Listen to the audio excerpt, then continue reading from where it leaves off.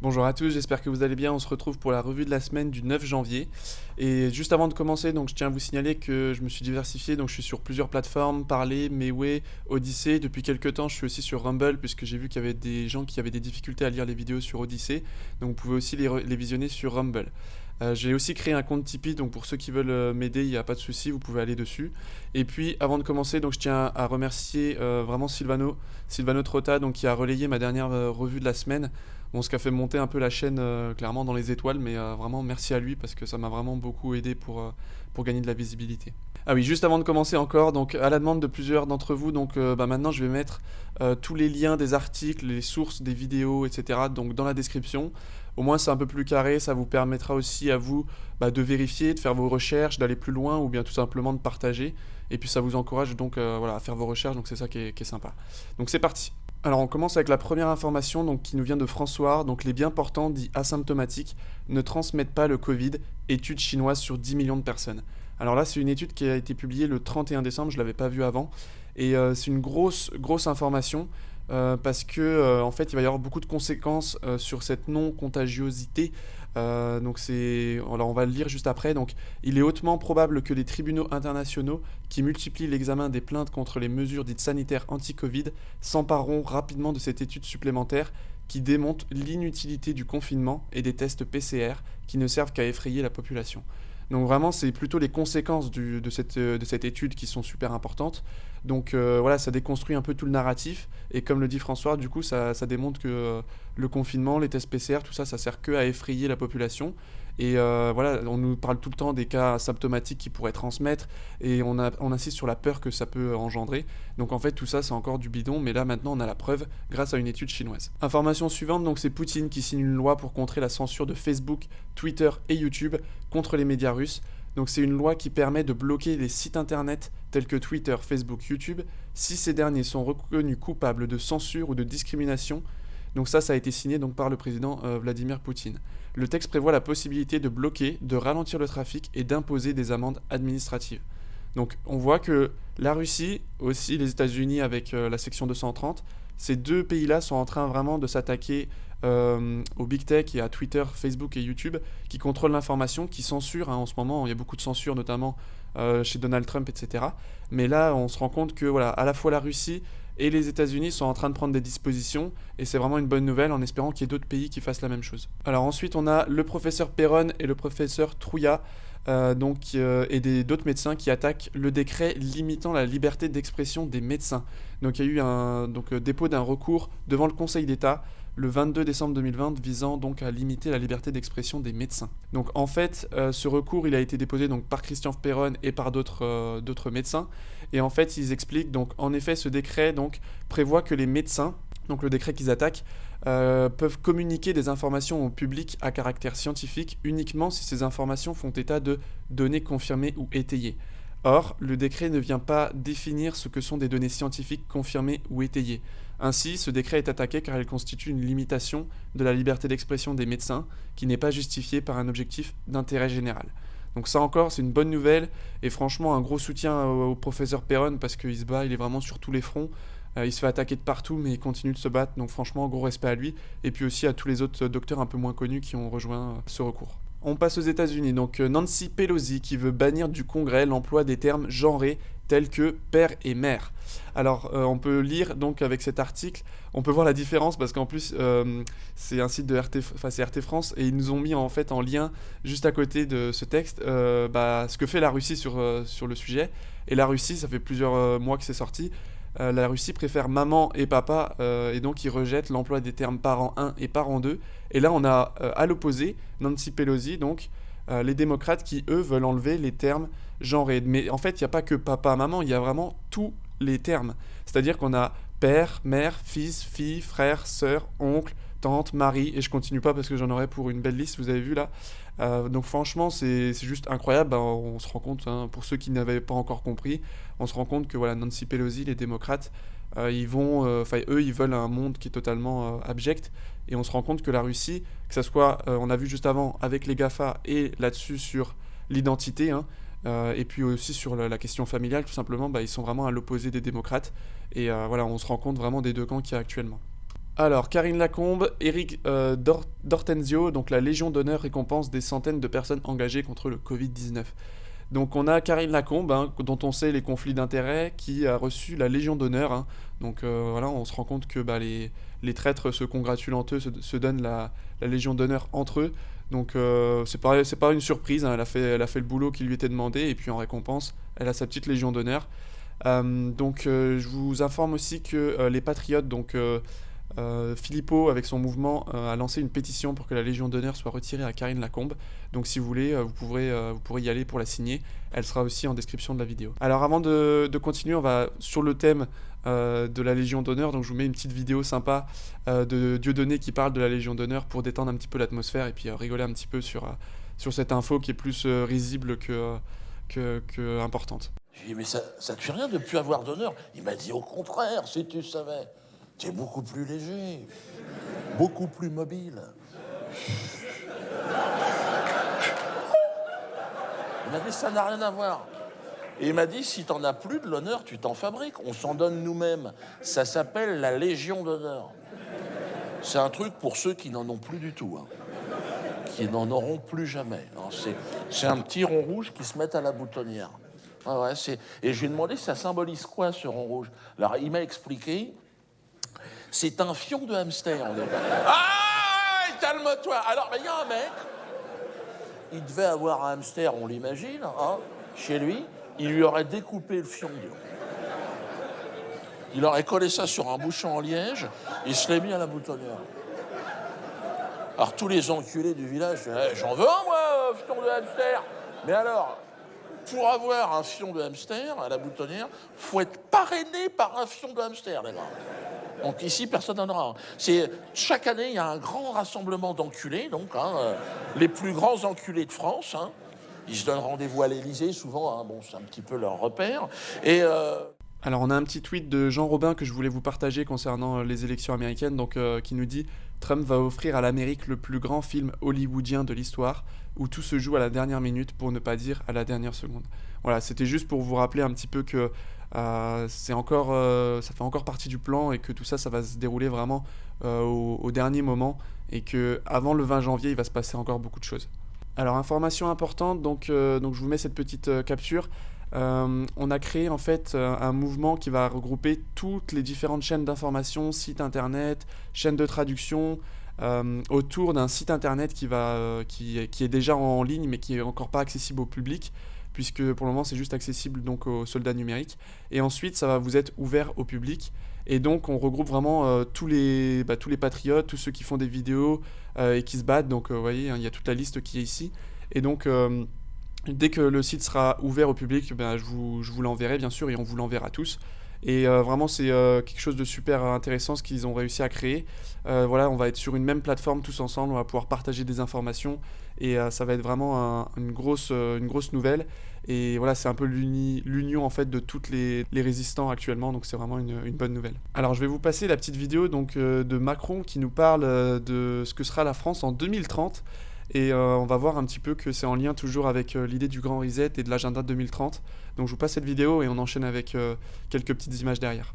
Cette relance qui déjà frémit en France plus qu'ailleurs et qui va nous permettre dès le printemps d'inventer une économie plus forte, tout à la fois créatrice d'emplois, plus innovante, plus respectueuse du climat et de la biodiversité et plus solidaire. Et je sais le Premier ministre et le gouvernement pleinement mobilisés. En luttant contre le virus, en nous battant contre ses conséquences économiques et sociales, en refondant une société plus forte, fraternelle et durable. C'est la France de 2030 que nous bâtirons. C'est la France de 2030 que nous bâtirons. Donc voilà, pour ceux qui ne connaissent pas ce qu'est l'agenda 2030 ou encore le grand reset, donc là l'agenda 2030, vous pouvez trouver sur internet, hein, on peut trouver le site. Et ils nous donnent 17 objectifs, 17 grands objectifs. Donc je vais vous en citer quelques-uns. Donc eux, en fait, d'ici 2030, ils nous disent qu'il n'y aura plus de pauvreté, la faim sera à zéro, que tout le monde sera en bonne santé et en bien-être, que l'éducation sera de qualité, qu'il y aura de l'égalité entre les sexes, qu'on aura une eau propre et qu'on aura une belle énergie, que l'environnement, tout ira bien. Enfin voilà, en tout cas, ils nous disent que avec cet agenda, tout va aller mieux. Alors la grande question, c'est le financement, puisque actuellement on a des pays qui font que de se confiner, donc les économies sont au plus mal, et Macron, lui, nous promet un avenir radieux. Donc c'est toujours cette question de grand reset et d'agenda 2030, et vous pouvez voir, hein, agenda 2030, moi j'ai été juste sur Wikipédia et je suis arrivé dans le versant financement. Et dans le versant financement, on retrouve 2 fois mentionné Fondation Rockefeller. Donc on se rend compte que c'est toujours la même clique qui sera derrière ce, entre guillemets, renouveau, ce nouveau monde qui sera parfait. Et en fait, on se fera encore une fois douiller. Donc essayez de vraiment partager un maximum d'informations concernant le Grand Reset et l'agenda 2030. On a eu au Canada Justin Trudeau qui a parlé de Grand Reset. Et du coup, ça a fait une grosse explosion, tout le monde en a parlé. Et là, on a Macron qui parle d'agenda 2030. Alors on passe à la catégorie vaccins, donc on a pas mal d'informations sur les vaccins.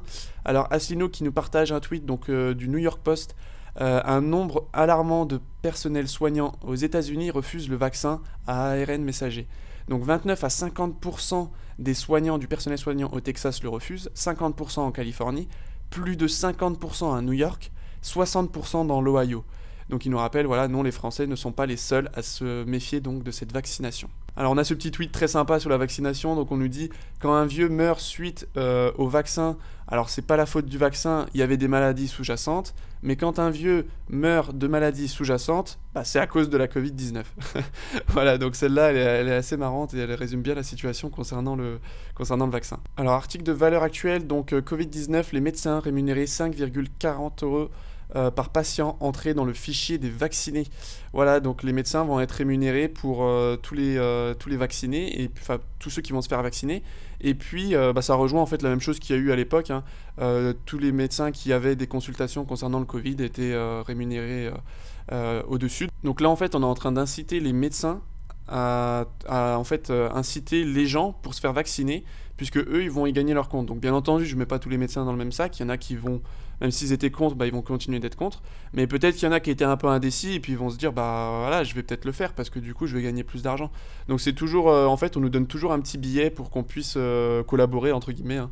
C'est toujours la même chose. Alors sondage Covid-19, 58% des Français ne veulent pas se faire vacciner selon un sondage. Donc on voit qu'on est en augmentation, hein. Ce chiffre est en augmentation de 8 points par rapport au mois dernier d'après un sondage Odoxa. Donc on se rend compte que là, tous les soldats numériques, tous ceux qui partagent sur Twitter, hein, tous ceux qui partagent les informations sur le vaccin, on est vraiment en train de faire mal, puisqu'on est en train de faire augmenter les taux de gens qui sont contre le vaccin, et ça c'est une grande nouvelle.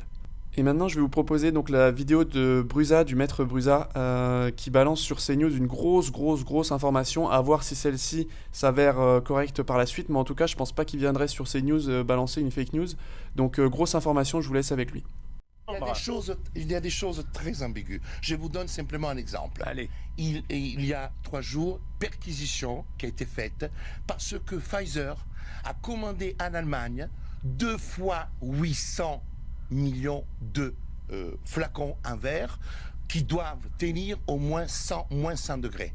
Enquête de la police et des renseignements généraux sur cette question. Comment se fait-il que le 2 novembre 2019, Pfizer commande déjà des flacons pour un pseudo-vaccin qu'aujourd'hui on nous vend comme étant une création faite en quelques mois pour venir nous sauver? Et on a aussi donc sur France Info, donc les soignants en France sont parmi ceux qui présentent le moins d'adhésion au vaccin, souffle Bénédicte Simovic du pôle de gérontologie du CHU de Lille. Voilà, donc encore une fois, ça va toujours dans le même sens. Même les soignants n'en veulent pas, comme on a vu aussi aux États-Unis, donc c'est assez impressionnant. Encore sur le vaccin, donc on a toute la liste des effets indésirables qui sont constatés. Alors écoutez bien, 15,8% des 18-55 ans ont eu 38 de fièvre. 45% ont pris un médicament contre la fièvre. 55% ont eu des maux de tête. 62% déclarent de la fatigue. Donc tout ça, c'est les effets indésirables du vaccin. Donc là, ça vient de CNews, hein.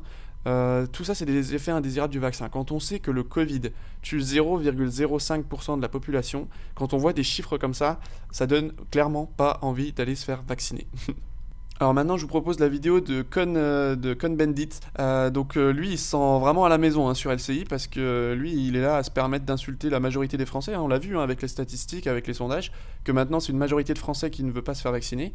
Et ben lui, ça le dérange pas que la majorité des Français veulent pas se faire vacciner. Il leur crache dessus et il a dit donc d'aller se faire foutre à tous ceux qui ne voulaient pas se faire vacciner. Donc ça, c'est assez incroyable.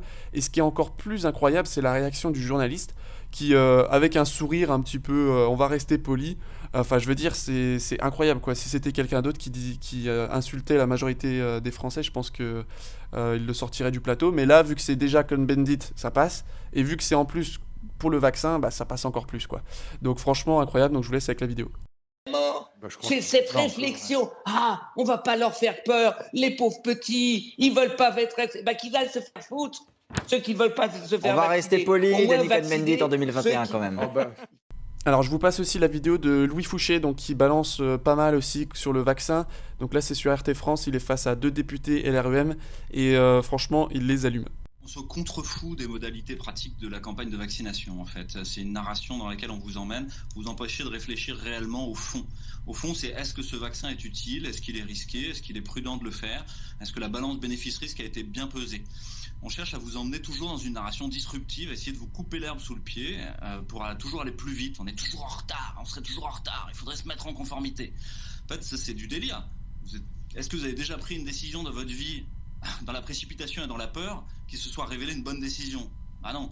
Donc en fait, vous devez prendre le temps de regarder. Les seules données que vous avez sur ce vaccin Pfizer-BioNTech pour le moment sont celles fournies par le laboratoire sur un essai de phase 3, même laboratoire qui a été condamné sur ces 10 dernières années à plus de 800 millions de dollars de condamnation pour données frauduleuses, pour falsification de données et publicité mensongère.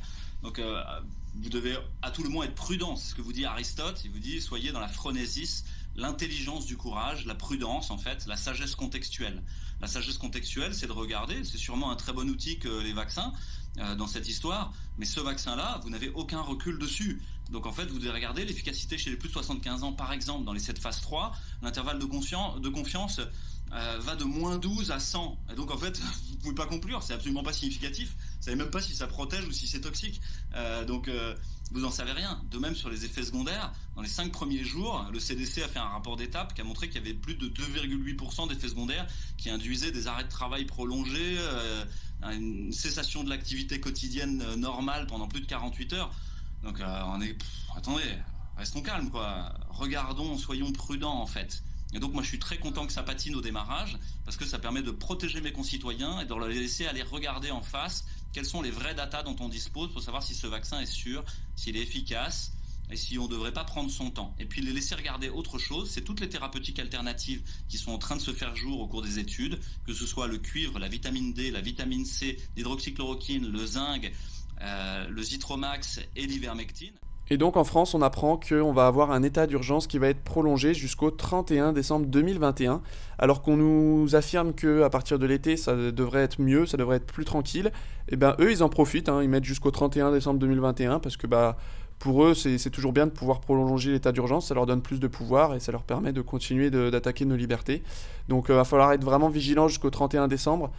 Si ça reste vraiment jusqu'au 31 décembre, il va falloir vraiment être vigilant, parce qu'ils vont encore essayer d'en profiter pour nous balancer des choses comme le passeport vert, etc. Alors ensuite, on a Patrick Sébastien qui tient des propos complotistes et qui enflamme les réseaux sociaux. Alors Patrick Sébastien, il s'est un petit peu lâché, bon c'est encore un peu léger, mais il s'est quand même lâché. Donc il a commencé par qualifier son dernier album d'acte de résistance dans un pays d'interdits incroyables, avant de s'en prendre à la bien-pensance qui aurait bouffé la tête des Français. Donc il nous dit « Nous sommes dirigés par des technocrates d'un idéal bobo qui ne conçoivent pas qu'on puisse être dans la merde. Il faut pousser les gens à la désobéissance parce qu'on ne comprend pas leurs décisions », a affirmé l'humoriste. Donc il pense que le virus pourrait avoir été créé par l'homme pour s'en servir pour un but précis. Il nous dit « La seule logique, c'est que ce virus détruit les malades et les faibles. Je me demande s'il est là par hasard, tout simplement. » Et il a dit aussi « C'est très complotiste, mais je l'assume. » Bon, c'est bien, au moins c'est quelqu'un qui parle. Il n'a pas été trop loin, mais bon, au moins il balance un petit peu, donc c'est quand même sympa. Alors, tweet de Florian Philippot. Alors attention, donc le ministre de la Justice polonais qui nous dit « Leur plan est de liquider lentement les États souverains et de construire un État fédéral. Ça saute aux yeux et ce n'est plus si lent que ça. Cet État germano-européiste serait la négation de la France et de notre liberté. Frexit vite. » Voilà, donc le plan de l'État profond, il nous le dit, c'est de liquider lentement les États souverains et de construire un État fédéral. On le sait, avec l'histoire du Grand Reset, ils veulent déconstruire l'économie des pays, ils ne veulent plus d'État souverain pour ensuite venir sur un gouvernement mondial. Alors encore une petite vidéo sympa, donc je vous mets la vidéo de BFM TV, donc il y a quelqu'un qui a été interrogé sur BFM TV et qui leur envoie quelque chose d'assez marrant, donc je vous laisse avec eux. Qu'est-ce que vous avez fait hier soir, vous ? Réveillon, mais à 3 personnes. Ah, vous étiez, vous, dans les règles ? Oui, parce que j'écoute BFM TV, alors comme il me gonfle toute la journée. C'est pas sympa, c'est pas sympa. Bon, en tout cas, vous avez passé une bonne soirée et vous avez respecté les règles du gouvernement ? Alors on a cette information, donc accusé d'inceste, le président de la FNSP et du siècle, Olivier Duhamel, démissionne. Alors encore une fois, on a encore des trafics, des agressions sexuelles. Donc là, on nous parle d'inceste, mais bon, c'est plutôt de l'agression sexuelle. Et voilà, encore des personnes qui doivent démissionner, c'est encore des têtes qui tombent. On a Brunel qui a déjà sauté, on a Olivier Duhamel maintenant qui démissionne. Donc on voit qu'il y a quand même un petit nettoyage qui se fait en ce moment. Et je pense que ça va continuer et ça va vraiment s'amplifier. Alors on a le Conseil d'État qui valide l'élargissement des fichiers de renseignement. Donc les opinions politiques, appartenance syndicale et données de santé pourront désormais être fichées au nom de la sûreté d'État. Et oui, voilà, donc maintenant on va tous être catégorisés selon nos opinions politiques, nos appartenances syndicales. Bon, bien sûr, ils nous disent pas l'entièreté du dossier, mais bon, il y aura bien entendu un dossier complotiste, un dossier anti-vaccin, etc. Donc c'est vraiment très dangereux ce qui se passe et que le Conseil d'État valide, c'est vraiment n'importe quoi. Parce que c'est vraiment une atteinte à la liberté d'opinion, de conscience. C'est vraiment incroyable. Alors juste avant que je commence ma revue de la semaine, donc on a cette info qui est sortie, donc conflit d'intérêts présumé. Une information judiciaire va être ouverte contre Éric Dupond-Moretti, le ministre de la Justice. Donc ça va être, le garde des Sceaux. Donc pour prise illégale d'intérêts selon le procureur général. Donc une plainte avait été déposée contre Éric Dupond-Moretti, notamment par Anticor, qui l'accuse de conflit d'intérêts. Et oui, donc on se rend compte qu'à chaque fois Macron choisit des perles, il choisit vraiment des gens qui sont corrompus et qui ne pensent qu'à leur carrière politique et qui sont là juste pour gagner de l'argent et c'est voilà encore une fois donc des histoires de conflit d'intérêts donc pour Éric Dupond-Moretti en espérant que ça monte assez haut. Alors comme j'ai pas beaucoup parlé des États-Unis vu que j'ai fait la vidéo juste avant donc pour les élections américaines. Donc là, on a Linwood qui nous dit « Il est temps pour notre pays de s'unir contre un ennemi commun pour protéger notre liberté et notre avenir. L'ennemi est la Chine communiste, le parti communiste chinois. Soutien à Donald Trump. C'est un génie. Il a nos militaires prêts. Nous, le peuple, devons également être prêts. » Voilà, c'est ce que je vous rappelle, c'est que là, on parle de plus en plus de l'armée et des militaires. Donc c'est ça qui s'en vient. Et Linwood nous le rappelle encore ici. Et encore Linwood, donc là c'est sur Parler. Alors là il a balancé une photo qui est juste incroyable. Donc il a balancé une photo où il montre qu'en fait il a toutes les vidéos, tous les documents, toutes les photos du fils à Joe Biden, donc Hunter Biden. Et voilà, et c'est juste incroyable parce que là je pense que la famille Biden elle est en train de stresser de ouf parce qu'ils ont toutes les informations et ils les ont toujours pas sorties parce qu'ils sont toujours tranquilles, ils savent que leur plan marche bien, mais quand ils vont les sortir ça va faire très très mal. Alors on a ce tweet de Jean Lassalle qui en réaction à Macron, donc qui réagissait à ce qui s'est passé aux États-Unis pour taper sur Trump. Il a réagi, il a dit qu'aurait dit la France si le président américain s'était exprimé sur fond de drapeau tricolore en décembre 2018 lorsque les gilets jaunes étaient aux portes de l'Elysée. Voilà, donc il remet bien les choses à plat et au clair. Et on peut vraiment s'interroger sur l'endroit où est Macron lorsqu'il fait cette allocution parce que clairement, ça ne ressemble pas forcément à l'Elysée, avec une porte derrière, le revêtement qui est un peu bizarre au niveau du mur. Je ne sais pas forcément où il est, mais en tout cas, c'est un peu étonnant ce genre de vidéo. Donc à voir par la suite, on aura peut-être des informations là-dessus. Alors on a Sidney Powell, donc Monsieur le Président, votre mission est de protéger la République, la Constitution. Il y a eu interférence dans cette élection. Toute l'autorité dont vous avez besoin se trouve dans l'ordre exécutif. Utilisez-la, nous devons avoir la vérité. Désignez également Antifa. Donc on l'a vu avec la vidéo d'avant, Antifa a déjà été...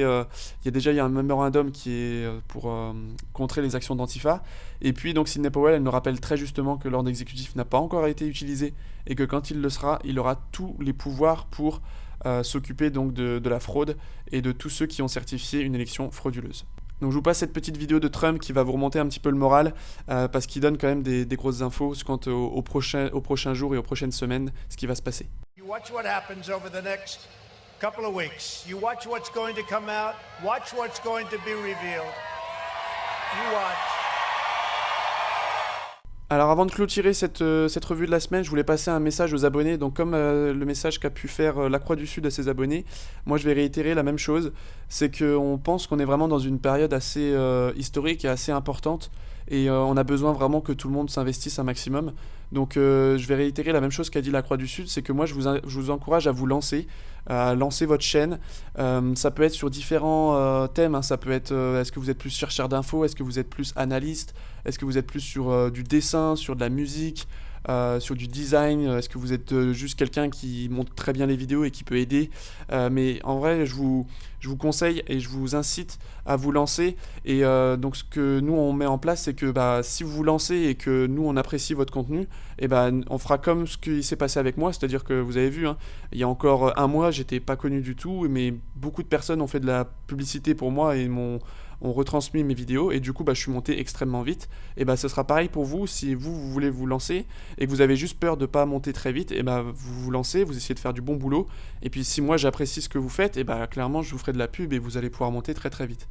Et j'ai une dernière demande, donc c'est j'aimerais bien créer une équipe pour recréer donc notre communauté Discord. Donc en fait on avait un groupe Discord sur lequel on échangeait beaucoup d'informations, et ce groupe a été censuré et a été supprimé par l'application Discord. Ils ont aussi supprimé mon compte, et donc on aimerait bien recréer un groupe parce que ça manque vraiment. Tous les gens qui étaient dans ce groupe, on était plus de 300, ils aimaient vraiment ça parce qu'on partageait des infos, on échangeait, on se sentait plus seul.